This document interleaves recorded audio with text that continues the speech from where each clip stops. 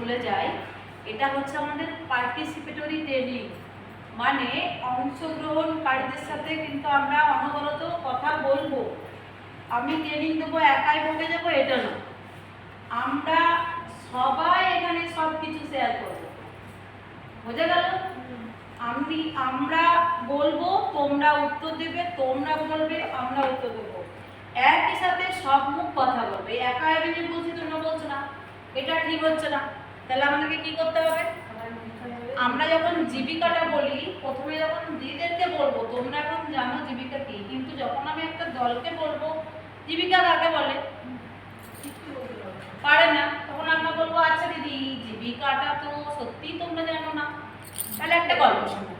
Hello বললতা, একটা গল্প শোনো, 1 মিনিটের গল্প শুরু করে যাবে। আচ্ছা দিদি, ওই গল্পটা তোমরা অনেকেই জানো কিন্তু ভুলে গেছো। একটা গল্প হচ্ছে, একটা পাড়াতে দুটো ছোট ছোট ছেলে ছিল। ছোট থেকে একসাথে পড়াশোনা করছে, বড় হচ্ছে, খেয়ে দিয়ে মানুষ হচ্ছে, পড়াশোনা শিখে অনেক বড় হলো। নিয়ে একটা ছেলে চট করে বলছে 1 মিনিটে যে একটু কলকাতা শহরে চাকরি পেয়ে গেল, আর একটা ছেলে আমার এখানে রয়ে গেল। তাহলে সে যখন এখানে রয়ে গেল, যে ছেলেটা গ্রামে রয়ে গেল সে না খুব ডিম ভাজা খেতে ভালোবাসে। দিয়ে যে কলকাতায় চাকরি করে সে ওর বন্ধুকে বারবার ইনভাইট করছে, ধরো ওটা রাম বা ওটা ভুবন, এটা শ্যামল, বলছে শ্যামল তুই আমার এখানে আয়। মানে যে ভুবন হচ্ছে কলকাতায় চাকরি করে, সে কিন্তু আমার শ্যামলকে বলছে যে বন্ধু তুই তো গ্রামে চাকরি করিস, আমি তো কলকাতায় চাকরি করি, তাহলে তুই এসে একবার দেখে যা, আমাদের কলকাতায় তো অনেক কিছু দেখার জিনিস আছে, তো তোরা এটা তুই দেখে যা যে কি কি জিনিস আছে। অনেকবার বলে একবার শেষকালে গেল, গিয়ে সব জিনিস দেখাচ্ছে। কোথায় বিড়লা প্ল্যানেটোরিয়াম, তারপরে হচ্ছে যে ভিক্টোরিয়া, যা যা আছে নিকো পার্ক, যা যা আছে চিড়িয়াখানা, সব দেখলো। দেখার পরে বলছে তোকে আমি এবার রেস্টুরেন্টে নিয়ে যাব, দিয়ে অমলেট খাওয়াবো। দিয়ে ওর তো খুব আনন্দ, শ্যামল বলছে আমাকে অমলেট খাওয়াবে, আমি তো জীবনে নামটা শুনিনি, তাহলে বিশাল একটা রেসিপি, কিছু একটা জিনিস যে জীবনে আমি খাইনি। নিয়ে বলছে যে তাহলে আমি অমলেট খাবো। খুব কৌতূহল যে আমি অমলেট খাবো। হ্যাঁ, এই যে আমরা এখন হটডগ, কিসব নাম আছে না জানি, জীবনে তোমরা অনেকেই জানো না, আমি তো জানি, এটা বলেছিলেন আমাদের। হ্যাঁ, তারপরে আছে যে ফালুদা, শুনেছো কেউ?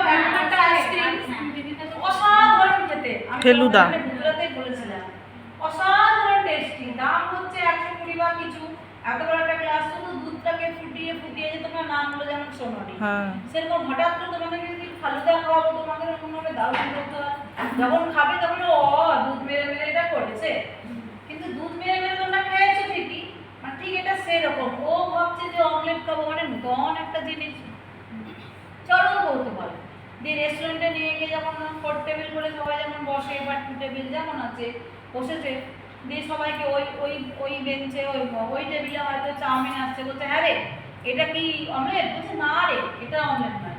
আবার কারোর হয়তো চিকেন পকোড়া আসছে, বলছে ওটা অমলেট? বলছে না রে ওটা অমলেট নয়। এখানে হয়তো আসছে যে হ্যাঁ এটা অমলেট, বলছে না এটা নয়। কারো কাছে ভেজিটেবিল আছে, বলছে এটা অমলেট, বলছে এটা নয়। তুই চুপ কর না। নিয়ে লাস্টে ওইটাকে যখন নিয়ে বলছে এনে আপনার অমলেট, বলছে অমলেট। হায় ভগবান, বলবি তো সে ডিম ভাজা, তখন থেকে বলছে অমলেট আর অমলেট নিয়ে আমি আর বুঝতে পারছি না। বুঝতে পারলে? তার মানে অমলেটটাও হাজারবার খেয়েছে, ডিম ভাজা বলে।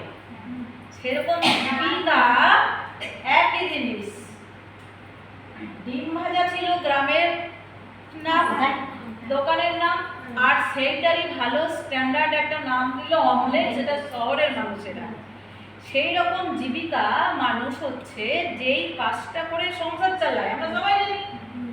তাহলে আমরা কি বলবো? যে কাজটা করে আমাদের সংসারটা চলে সেটাই আমাদের জীবিকা। বোঝা গেল? এইটাকে আমরা জীবিকা বলি। এই কথাটা বিনিয়োগের ক্ষেত্রেও আসে, ওটা আমি পরে বলবো। তার মানে আমার হচ্ছে জীবিকার নামটা একটা সুন্দর শুদ্ধ ভাষায় একটা নাম, আমরা সবাই জানি কে কি। তখন এইভাবে ঢোকার পর বলবে তোমার জীবিকা কি? অবশ্যই বলো। তোমার মানে কি কি জীবিকা আছে বাড়িতে? বসেই বলবে, উঠবে না। আমার জীবিকা বলতে স্বামী পুজো করে, ঠাকুর পুরোহিত পুরোহিত মশাই পুজো করে, আর তুমি রিয়েলটির আর চাষাবাদ। বেশ, তোমার বলো। আমার ব্যবসা আছে, প্রধান জীবিকা। আর আমি ব্যবসা বললে হবে না, কি ব্যবসা? মনোহরের দোকান। তোমাদের? হ্যাঁ, আমাদের আছে দিদি, আমার বর দিনমজুরে কাজ করে, তার সঙ্গে জমি জায়গা আছে। আমি ব্যাস, তাহলে তার মানে একটা জিনিস দেখলে, তিনটে দিদিকে জিজ্ঞেস করলাম, প্রত্যেকটা দিদিরই কিন্তু আমার জীবিকা এক ধরনের হচ্ছে না। কি ঠিক? কত ধরনের জীবিকা পেলাম এখানে আমরা? তিন ধরনের। এই জীবিকাগুলো আমরা বোর্ড ওয়ার্ক করব। যে এই দিদি বললো আমার স্বামী একটা দিন মজুর করে, তাহলে দিন মজুর যখন করে আমি এখানে বোর্ড ওয়ার্ক করব, দিন মজুর করে সারা মাসে কত ইনকাম হয়?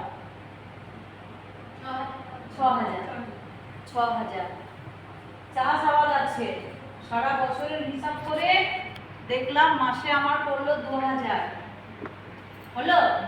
তারপরে আছে দিদির বিএলটির কাজ, সারা বছর হিসাব করে দেখলাম আমার বছরে মাসে 3,000 পড়ছে। এই তিনটে 6,000, 2,000, 3,000, এই তিনটের মধ্যে কোনটা কি? 6,000টা প্রধান জীবিকা। আর হ্যাঁ, আর এখানে আরেকটা জিনিস আমাদের বলতে হয়, যেটা হচ্ছে যে